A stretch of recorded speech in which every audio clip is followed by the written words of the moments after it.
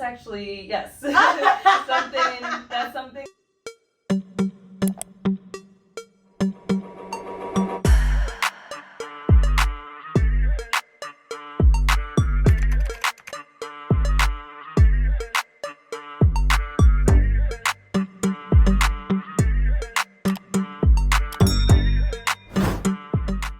LALA Squad, what it do? It's your girl LaLa Milan, and I am back with a whole nother video.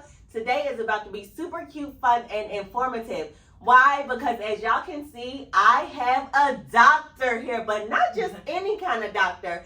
I'm gonna let her introduce herself, tell what kind of doctor she is, and we're gonna get into the conversations that y'all are scared to talk about. You ready? So, tell them your name. Sure, yeah. I'm Dr. Aldine Zeno. I'm a board-certified OBGYN and a fellowship-trained specialist in female pelvic medicine and reconstructive surgery. There you go. So, she knows a lot about everything vagina. Okay? And I thought it was super important to bring her onto the platform because a lot of the girls feel like they know about vaginas, they self-diagnose, there's issues, all kinds of stuff. But let's get it from an actual certified OBGYN, okay? So first things first, let's talk about common issues. Vaginal odors. Yes. Where can vaginal odors stem from? So commonly vaginal odors are likely related to vaginitis. So it's often related to either the vaginal bacteria or the vaginal pH being thrown off. And that causes an imbalance in the normal bacteria that make our vaginas happy. Something that I notice a lot is going into public restrooms. Sometimes I'll come in after somebody, I'll smell an odor, right? And I'm being dead serious. I know y'all be used to me being funny, but these are real issues. Even sometimes I'll notice that my vagina is musty, right? Like when I wake up from lack of circulation. Now, what I really want to know too is it always vaginal odor, or is sometimes your vagina sweaty? So the vagina is a self-cleansing organ. So basically it's constantly producing discharge, which is usually some form of mucus and other, proteins and things like that.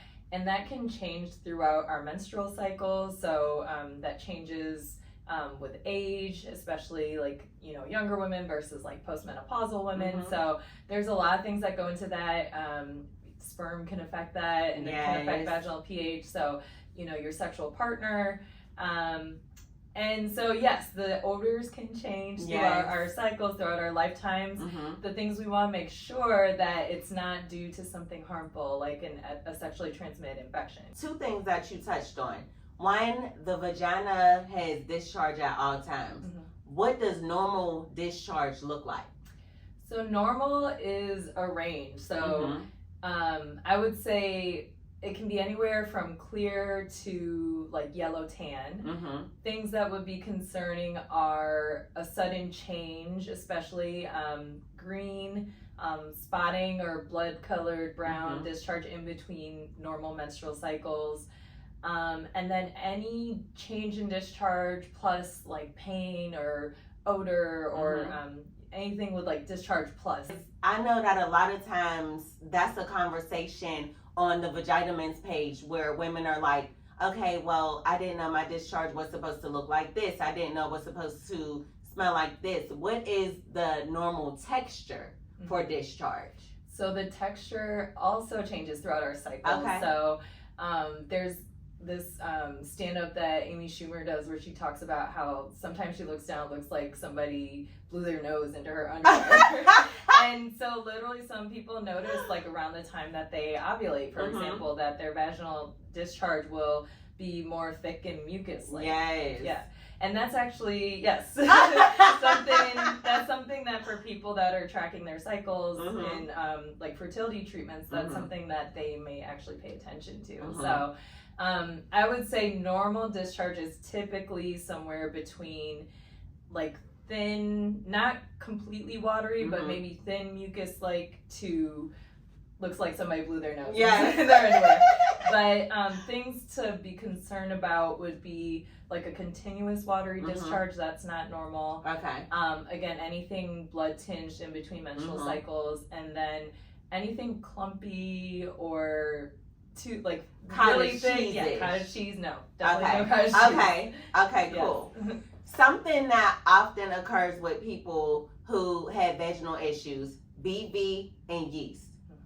Let's break them down. What are some of the common causes of a yeast infection? Yeah, and just to clarify, BV means bacterial vaginosis. Common causes of a yeast infection, again, anything that can throw off the vaginal normal microbiome. So, tight-fitting clothing, non-breathable, so basically non-cotton underwear, douching, or basically putting anything inside the vagina, again, that can throw off the vaginal pH. Other medical conditions can put people at risk for these happening more. So people with uncontrolled diabetes, and then a common thing I see too is people have taken antibiotics recently because antibiotics can treat abnormal bacteria, but they also affect your good bacteria too. So that's a common issue. Now, is that the same exact thing for BV? Yes, essentially. So vaginal yeast actually normally live in our vagina, but just again in like this very important balance. And so when people get yeast infection, it's an overgrowth of that specific organism. Whereas with bacterial vaginosis, we know it's a kind of a group of organisms that are more bacterial, but the risk factors are very similar. Got you. Okay. Another question that I think is common, but a lot of people don't know the actual answer to, and excuse my language, but what is a regular and healthy coochie vagina supposed to smell like? So a lot of people think that vaginas are supposed to be odorless, and that is unfortunately not the truth. And I say unfortunately because some people are thrown off by their normal smell. Vaginal odor can smell like anything from sour sometimes to funky. Rarely will people at baseline have like a fishy vaginal odor. That's not typical. So that's not typical. Right. I always encourage people to just be aware of what's normal for them, and if they recognize certain triggers that throw it off, whether it's certain partners, sexual partners, or if it's related to stress or taking antibiotics or something. So it's more important to be aware of what's normal for you because the definition of normal is just so different for everybody. Got you. As long as it's, I would assume, not a strong, pungent odor that's just like...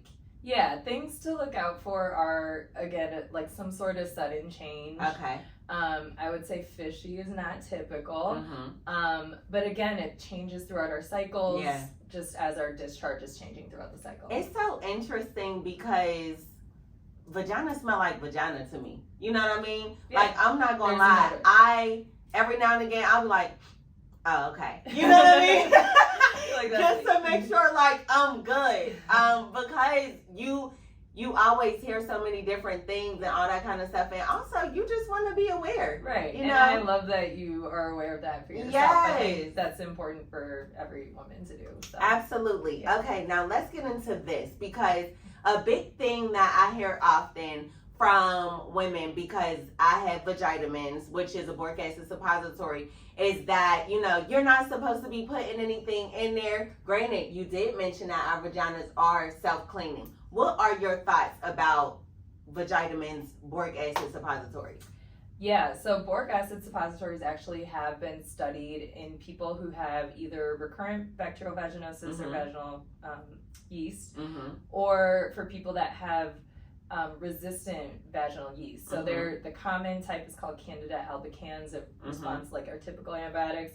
Every once in a while, there are people who are going to develop other strands that do not respond to the typical ones. So there are studies that show that boric acid is effective and safe for those situations. Okay. Yeah. Okay, cool. So it's not just something that's made up and thrown out there. No. Okay. I will say it's actually been around for a really long time. So there's several studies on this actually, and the way that it's given is different in a lot of these studies. Typically, there will be like a short period where the study participants took the boric acid for a certain amount of time with an antibiotic. Yeah. So either an fungal if it's yeast, or an antibiotic if it's bacterial vaginosis. And in addition to that, if they're having recurrent symptoms, like they tend to come back, some studies show that people will take it throughout their cycles. So they'll take it for 4 to 5 days, like when they're on their menstrual period. You can use it while you're on your cycle? Yes. Okay. Yeah. Because it's since it's placed vaginally, it gets absorbed in that way. So the any like amount of menstrual blood would probably just help it kind of dissolve faster. Okay. Honestly. Okay, got you. That's actually good to know. Yeah. Because there are some people who notice like they always get this type of vaginal itching around and things like that around their cycles.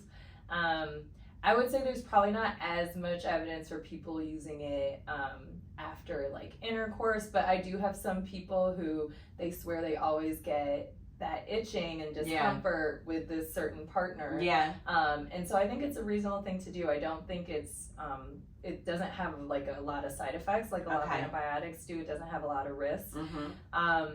And so as long as we've made sure that there's no sexually transmitted infection, right? Because you don't want to miss chlamydia or gonorrhea or other STIs. Right. I think it's a reasonable thing to do for those patients who have frequent symptoms. Okay. Now let's get into washes, right? So there's so many vaginal washes on the market nowadays. The one that was one of the originals was Summer Eve's. Yeah. But now it's one of those things where it's like, don't use that, don't use this. Yeah.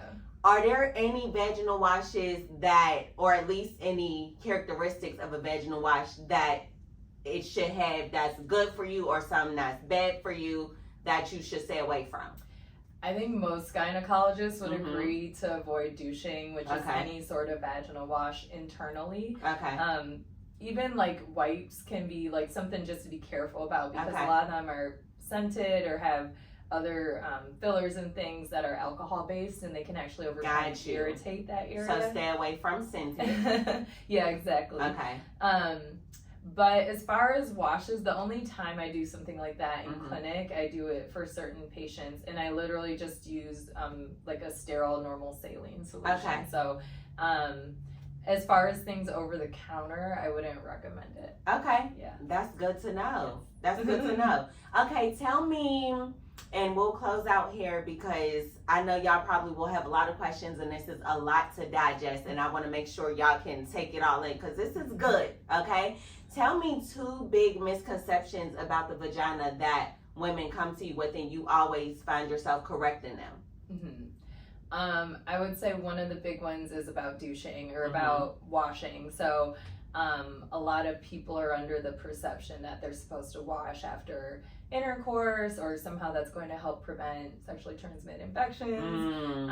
That's definitely not true. I think that definitely the media hasn't helped sell this idea that the vagina is supposed to be, like a sterile organ. It's not sterile in the sense that there are good bacteria that live there for a reason. It's for our health. So that's probably the biggest myth I hear, is that people think they have to wash inside. Washing outside is perfectly fine. Washing inside, no. I would say the second biggest thing I hear is about vaginal odor. I always get questions about vaginal odor. And definitely, again, if there's any sudden changes, we want to take a look at that. But at the end of the day, every vagina is going to have an odor. So there will be some odor. It's just that we want to catch when it's abnormal. Got you. Yeah. All right. So y'all, we're going to go ahead and close out here because I want to make sure, again, that y'all are able to digest all of this information that we had just gave you. But I do want her to shout out her social media handles so y'all can find her. But also she can tell you guys where she's located, because if you're in the LA area or multiple locations, you can come see her. So go ahead and give them all the info on where they can find you. Sure, yeah. So I'm with the OBGYN and Incontinence Center. I'm primarily in our Glendale location, which is located on the Adventist Health Glendale campus at 1505 Wilson Terrace. We're in Suite 320. And on our website, www.herobgyn.com, you can find my information. I'm also on ZocDoc, so you can book appointments with me through there. And then my Insta is dr.aldine, so that's DOCTOR.ALDENE. And then I'm on Twitter at AZenoMD. And just so y'all know, obviously, all of her information is down below. So if you have any questions, feel free to go ahead and comment them. We agreed that we could potentially come back and give you guys some more information, because something that I saw is that there's not a lot of information out there for women from real doctors telling you about your vaginas. There's a lot of specialists, and people who are into it, but they're not actually certified. This is why I went to the actual certified doctor, so I could give y'all what y'all need. Anyways, per usual, it's your girl LaLa Milan. Make sure you go ahead and check out vagitamins.com. Also check out the doctor. She is amazing. And I love y'all for real. Until next time, bye.